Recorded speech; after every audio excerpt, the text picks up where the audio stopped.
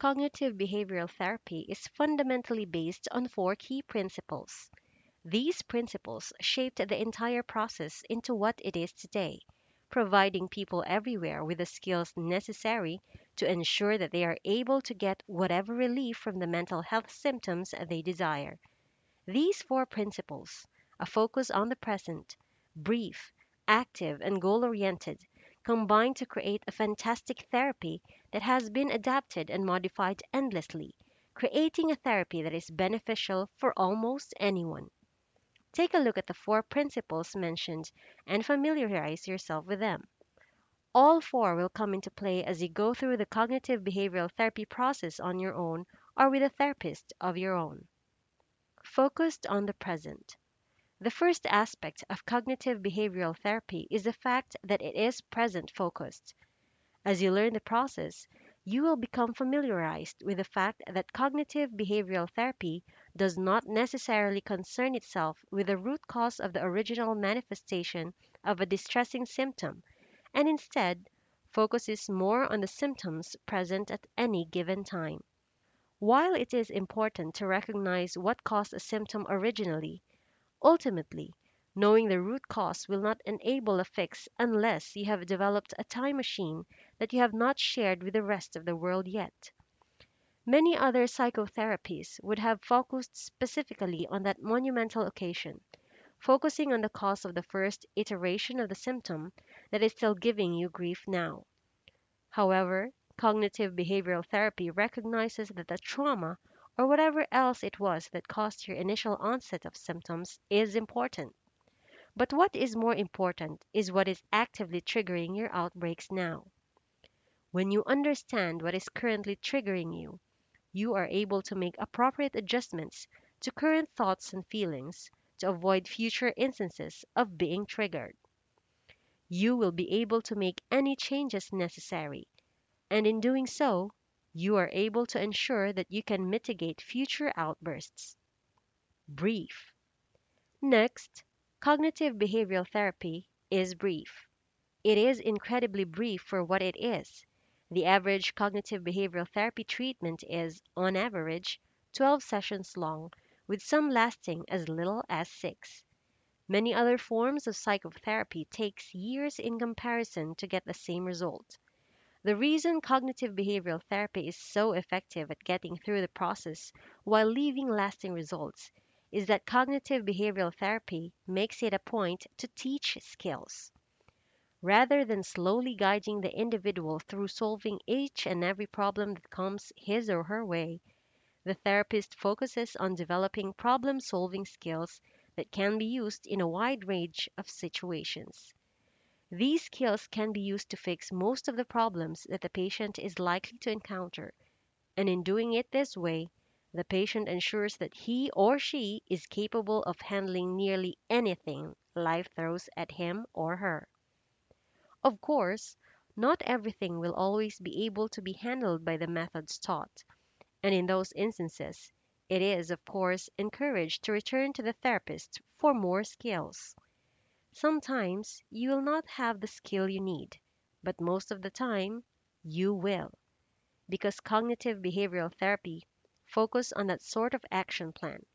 It is able to avoid becoming a constant trap in which symptoms repeatedly arise, and the only way the patient can solve them is through more therapy.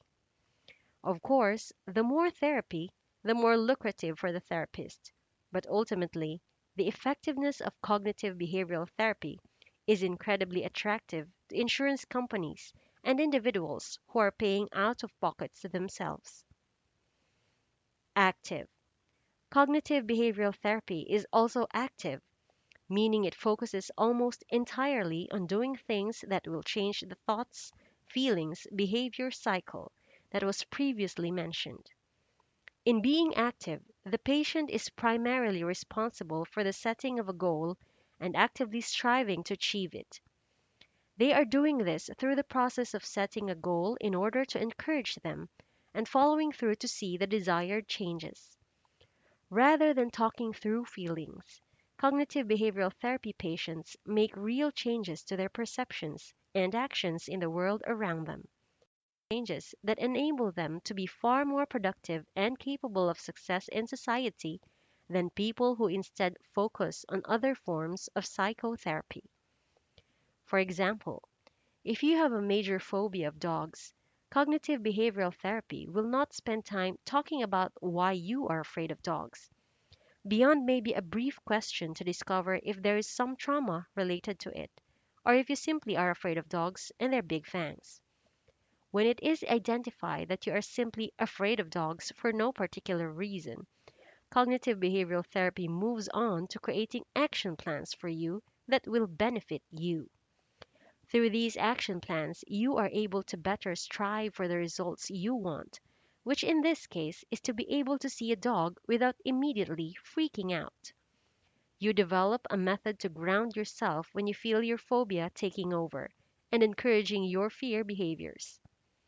You develop some affirmations to remind yourself that fear is not necessary and that dogs are not all scary. You go through several rounds of exposure therapy, adjusting you to the presence of dogs and really enforcing that dogs are not terrifying and that your perception is skewed. You will go through various rounds of cognitive restructuring that will enable you to better understand that dogs are not, in fact, terrifying killing machines that need to be avoided. Through this active approach from all angles, you are able to defeat your phobia of dogs with relative ease compared to other methods. Goal orientation. This has already been briefly touched upon, but cognitive behavioral therapy is also primarily goal oriented.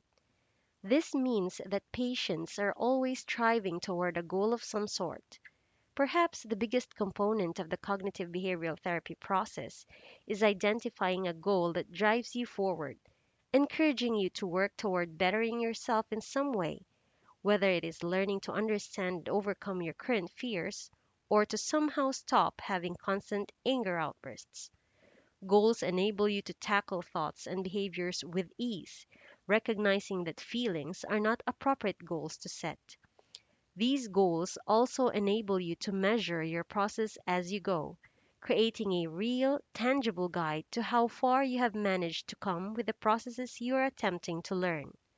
Through cognitive behavioral therapy, you learn to create SMART goals, meaning they are specific, measured, achievable, relevant, and timely, all of which will be discussed later. When you use this structure for your goals, you are able to ensure that the goals you are setting are structured in a way that you will be able to follow with relative ease. These goals give you tangible evidence that you are, in fact, making progress, and sometimes that evidence is all you need to encourage yourself to continue moving forward in the difficult process of cognitive restructuring.